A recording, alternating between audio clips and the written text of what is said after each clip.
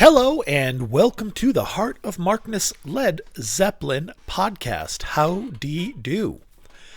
It is episode 304 or 305. Let me take a look. Oh my goodness. Not professional. Well, whatever it is, it's Led Zeppelin Dortmund, Germany, the opening night of their final tour, the tour over Europe 1980. And they came out of the gate flying. The early part of this tour seems to be the most energetic, although as time passes and context changes and perspective is gained, etc., and more lower generation recordings and more things can be done to clean up what we have already, 1980 has gotten a bit of a fresh lease on life. It used to be thought that it was like, oh my God, a fucking disaster. And there are some dates that are not super great. And there definitely are some times when Jimmy's fingers just aren't working. And even sadder and slightly more disturbing is that as the tour goes on, Bonzo, John Bonham, the drummer, becomes less and less energetic because he was not well. In fact, he collapsed in Nuremberg on the 28th of June. This is the 17th of June, I think. I'm going to have to double check that too because you know how I am with numbers. But the tour opener went off super fantastic. Come out of the gate, everybody is out to impress. Led Zeppelin has been a non-entity for about 3 years. Aside from, 2 years.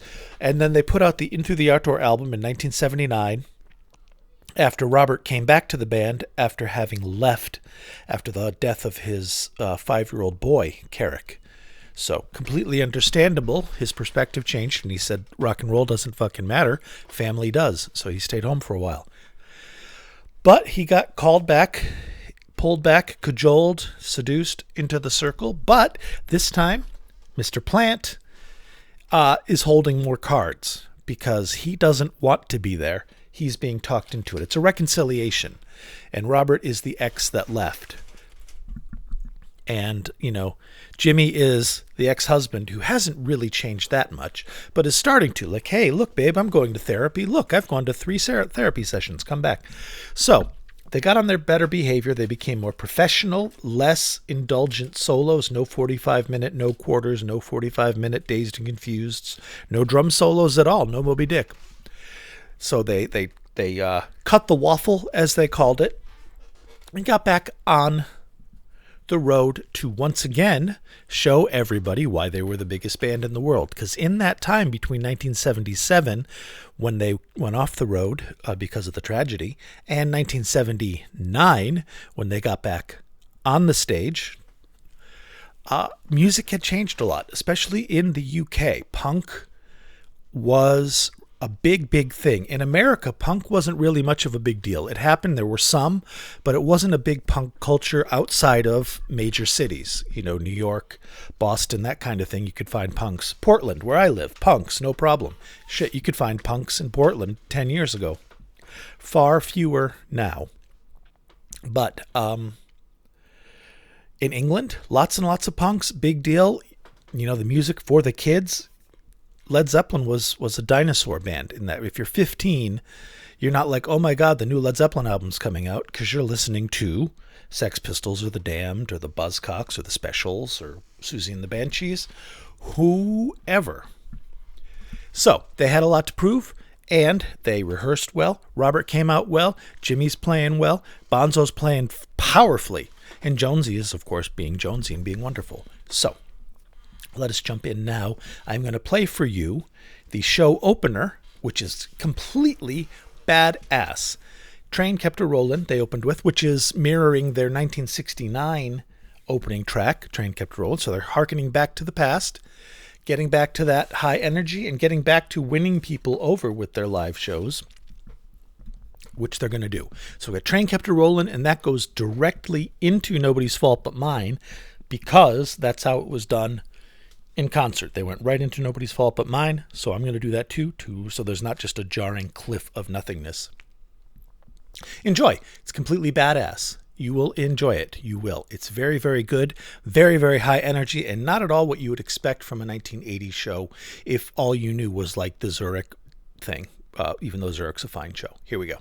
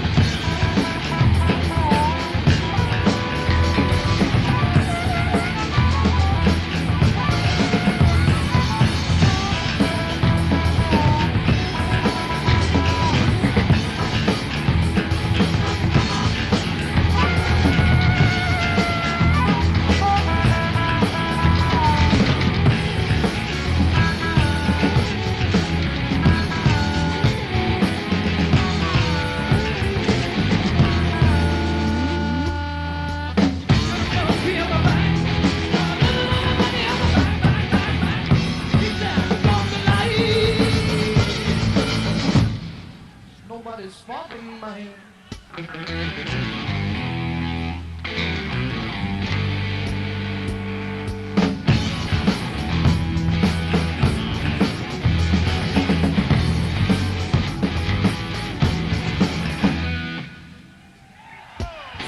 comes in the road. I put on the top of the road. I don't want that long and I it's nobody's fault but mine. Oh, Jimmy! Oh, Jimmy!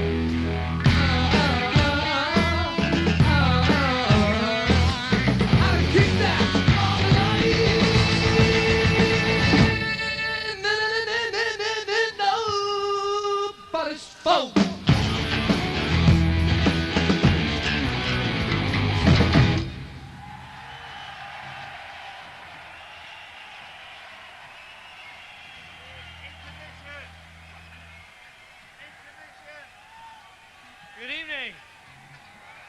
Good evening. Good evening. Right, well, we're here, aren't we? Okay, we've got a little number now. It's called, in a bit of rough translation, Schwarzhund. Yes.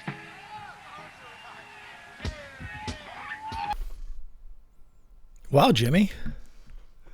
A lot of enthusiasm that. Good evening. But it's the first tour where Jimmy did any talking to the audience on the reg, and he did a good job. They were going right into Black Dog, by the way, and that Train Kept A Rollin was banging. I had this is a day that has been rife with technical complications. First being, I inadvertently downloaded the audience source for this show after having listened to the soundboard source. So I got it, and then I'm listening to the playback like, here we go, here's Train Kept A Rollin', and it was not good, which is unfortunate because the audience tapes sound much better and fuller because you're not getting the dry direct plug-in from the board. But this one was super distant, and although Jimmy was super clear, the rest of the band was not. So I downloaded the, after great difficulty, because the cloud server, which is Mega, M-E-G-A, I don't know, something's happened. Their interface has been revised. It looks a little more, cartoony and soft edges as the way the new designs look. And there's also some bullshit marketing thing in place because I'm tried to download the soundboard show, which is about 550 megs. Not a big deal, right? Downloading it, and it's like, oh my God, your system can't handle that. You have to download the Mega app. So then I'm like, well, fuck it. I'll just put it in my Mega Drive then, and then download them individually. And then I went to transfer it to my Mega Drive from the drive that it was in, which is just a press of a button. And I press the button, and then it's like, oh no, you only have 37 gigabytes of storage left in your drive. There's not enough room to transfer this 550 megabytes. You better buy more storage. So I got caught in this loop. So I downloaded the app, and then it was like, we cannot make contact. It's not. I'm like, why isn't any of this working? So basically what I've done at this point is I've downloaded the songs that I'm covering individually, one at a time, which it let me do. on my desktop computer, which is over by the TV, uploaded it to my Google Drive, and then downloaded it to my laptop, which is where I'm doing the podcast, because it wasn't letting me do it any other way. So there may or may not be a link to this show, because I cannot get this in my Mega Drive because it's saying you only have 37 gigabytes left. That's only 60 times the size of the files you're trying to upload. We can't do that. There's not enough room for error. The decryption algorithms take, don't sell bullshit marketing under the pretense of security. So I have a tech ticket into them, and we will hear about what happens. But so if you don't see this show on, when you go to heartofmarkness.com, which is you can do most of the time, you can go to heartofmarkness.com and download the complete shows. And just for giggles, I will give this information to you. Oh, I can't because I don't have the whole thing. It's the typical 1980 show. No surprises, set list wise. Train Kept A Rollin, into Nobody's Fault But Mine, into Black Dog, into In the Evening, into I forgot after that point by memory. But they cover all the hits.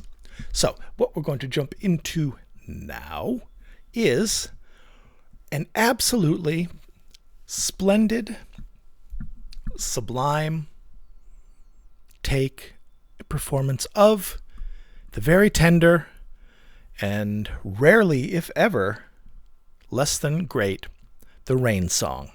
It is beautiful, it is nimble, it is delicate, and it is wonderful. Enjoy it, my friends. I'll be back in a moment. Well, when the song's over.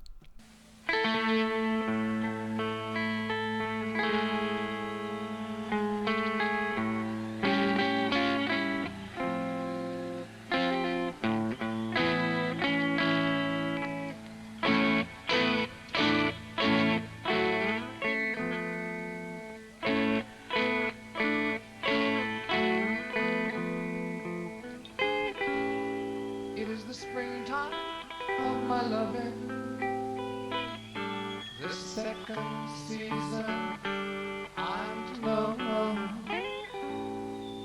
You are the sunlight in my growing, so little warm I felt before.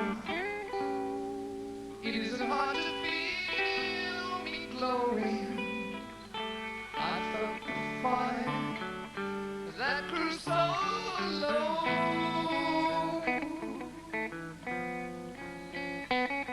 Ooh, yeah.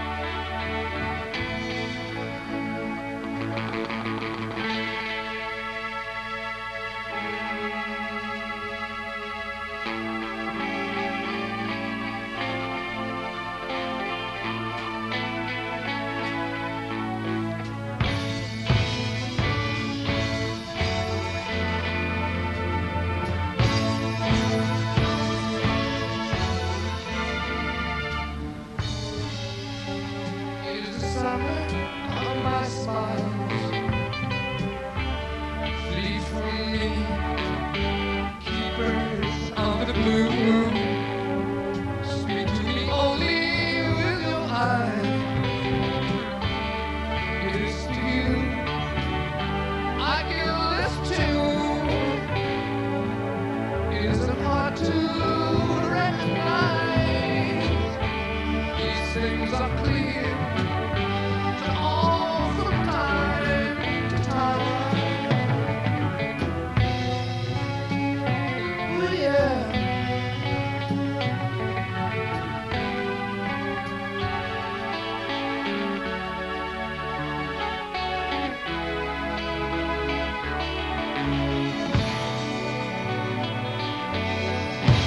Oh, baby.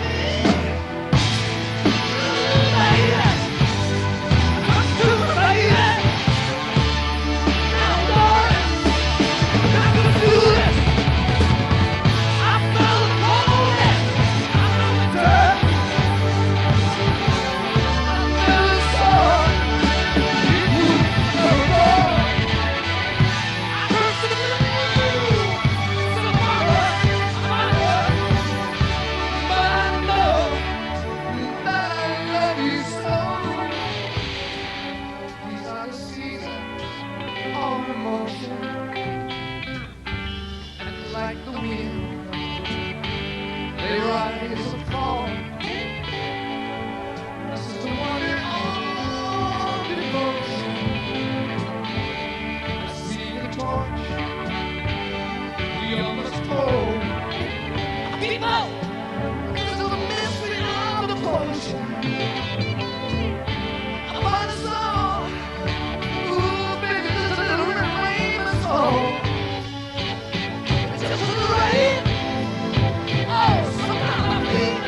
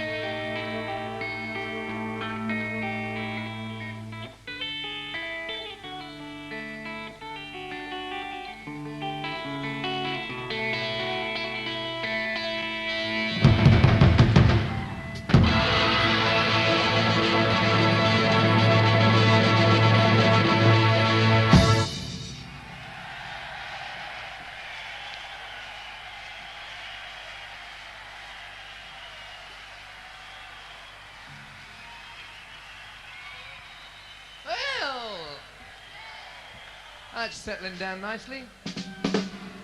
Thank you. Absolutely gorgeous. That would have sounded better with an audience recording because, as I mentioned before, a soundboard recording is great. But what you're usually getting when you get a soundboard recording, at least in the case with Led Zeppelin, you're usually getting a mix that is specific for a particular monitor. Like you might be getting a recording of Jimmy's monitor mix, or Robert's monitor mix, or Bonzo's monitor mix, or Jonesy. Each one of those is different because, like Jonesy's monitor mix, he doesn't need a lot of Jonesy in it. He needs to hear the other people because he knows what he's playing. And he can hear himself from the fucking amps and stuff he's standing right next to. So soundboards, it's not always preferable and not always supreme because it can be very dry sounding because you don't get any of the effects or any of the added ambiance of the sound of the hall, which is tremendously important. And the Rain Song would have benefited from an audience recording, but it was still perfect, still intense, still great. Bonzo, adding some bombast. It's nice to hear him. He diminishes night by night until he collapses in Nuremberg. Yeah, he was not in a good way, unfortunately. But the show was fantastic, and I hope you're enjoying it so far. The Rain song, by the way, most of you know this, but I'm talking to you Zeppelin fans who may not know this, that the Rain song was written, it's attributed to being inspired by George Harrison, who had once complained to the guys that you guys never write any ballads. What the hell? So they wrote a wonderful, beautiful, heart-breaking, rending ballad called The Rain Song, and the first two chords of the Rain song, ba-da-da-da-dum, ba-da-da-da-dum, that one, are the same chords, or the same chord progression anyway, for George Harrison's brilliant Abbey Road hit, Something. Something in the way she moves. Yeah, it's the same song for the first couple of chords. Very clever, very musical, and just a little bit of a nod to Mr. Harrison from Mr. Page and the band. Hooray. Now, did you know that you can find me on Facebook and Twitter and Blue Sky and Instagram and YouTube, all under the name Heart of Markness? Should you want to do that, you should do that. Facebook has a group of several hundred classic rock Led Zeppelin fans, and they're all nice, except for the occasional photo spammer that I have to take care of. But you're on Facebook. Demographically, you're between 55 and 75 years old. So, if that's not the case, that means you're on Facebook. So if you are that old, you are on Facebook. So join the Heart of Markness Facebook group. Have some friends there. That way you can be like, hey, I wasn't able to get the show. Hey, does anybody know about this? Hey, I heard this. And you can have a dialogue with people who are very nice and knowledgeable. That is me. There is heartofmarkness.com, which I mentioned earlier. That's where I post the shows. Each post gets its own, each show episode gets its own separate blog post in which the podcast is embedded. There's exposition in text, and then there's a link to the whole recording, not just the songs I'm playing. You can get the whole concert. And ideally, that would be for this show as well, but I'm having trouble. So if you don't see it, that's why, and I will work on it and get on it. So there is that. This is also all brought to you courtesy of the Titans upon whose shoulders rests this humble yet mighty podcast. And I am, of course, talking about my patrons. Patreon.com/heartofmarkness if you're interested in supporting the podcast and the mission of spreading live Led Zeppelin and live classic rock recordings throughout the aether so they live forever. Might be something for you. But right now, a Laurel and Hardy handshake goes out to Ryan and John and Gary, Keith, Tilda, Steve, George, Big Ed, Kenny, Picard, Wayne, Brad, Danielle, Tracy, Other David, Bonzo Billy, Mimo, Turning the Page, Don, Martin, Black Dragon, Keld, Mario C., Lance, and Rob from Melbourne, Australia. Thank you, everybody. They keep the lights on here, especially now that I am looking for work. I got laid off, so this is a period where their patronage is most appreciated, even more so. Thank you, my friends. And speaking of my friends, one of them, Other David, as you know him, was in the New York Post. He had an article in the New York Post written about him because this wonderful human being who has done nothing but support me and be very kind to me and reach out to me when I'm going through some shit. He's a wonderful human being. I am much less of a wonderful human being, but I aspire to be better with him as an example. And he has gone through colon cancer, and he has survived through it, gone through the whole journey with a smile and a courage that I could not match in a million years. And he had asked me to make a slight mention, because the article in the New York Post is about his colon cancer survival and the importance of colonoscopies. And he had mentioned that I could use this podcast as a platform to remind people to get their colonoscopies, because, as I mentioned earlier, the bulk of the listeners of this show are old as fuck. So, if you are old as fuck, which I think is over 50 at this point, get your colonoscopy. Is it fun? No. Does it ruin your day? Yup. Do you shit your brains out with that horrible stuff they make you drink and it's a hellish night? Yeah, it's absolute hell. But it is infinitely preferable to having the doctor come in with the serious face and talk about your options. So get your colon taken care of, man. Get some shit taken care of. You don't want to die of that. And I am so glad that other Supreme David made it through that journey. And not only made it through that journey with the inspiration to help others. So, my God, that's a good human being there. So thank you, David. All right, that's enough of that. Back to our show. Get your ass looked at. Don't die. Back to the rock and roll. And the song I have for you now, after that lengthy intermission, I apologize, is a fantastic performance of Trampled Underfoot. They knock it out of the park on this tour, and this is no exception, and it is great. It's a great song, great live song, my God. So enjoy it. Trampled Underfoot, foot, foot, foot, foot, foot, foot.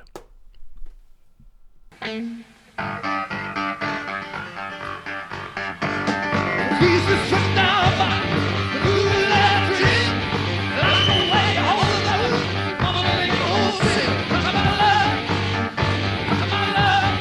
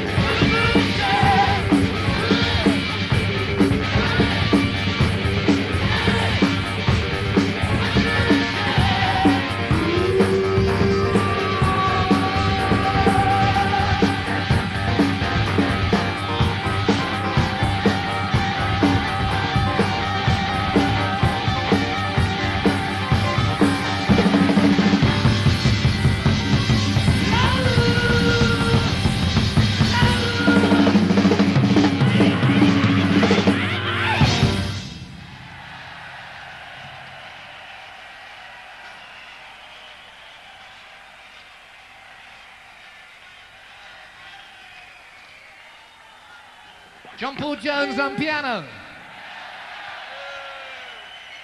And Jimmy Page on guitar.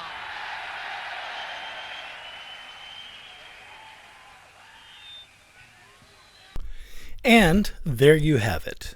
Led Zeppelin, Dortmund, Germany, June 17th, 1980. A real strong tour opener. Listen to the audience recording if you can find it and listen to it. It is not impressive, but I mean, it is, the sound you could tell is much better and enjoyable. And if you have the bootleg ears for it, it's going to be a real enjoyable listen. Yay. Thank you everybody for joining me on this journey. I'll be back next week with another episode of something Led Zeppelin-y, and maybe even something during the week as a bonus episode. Like I did last week, I put out a bonus episode of a concert by the band Free from 1970, which is completely badass and great. You should check that out if you haven't. All right. Mark at heartofmarkness.com is where you can reach me if you need to. Otherwise, I'll talk to you next week. Please be good to yourselves and each other, and thank you.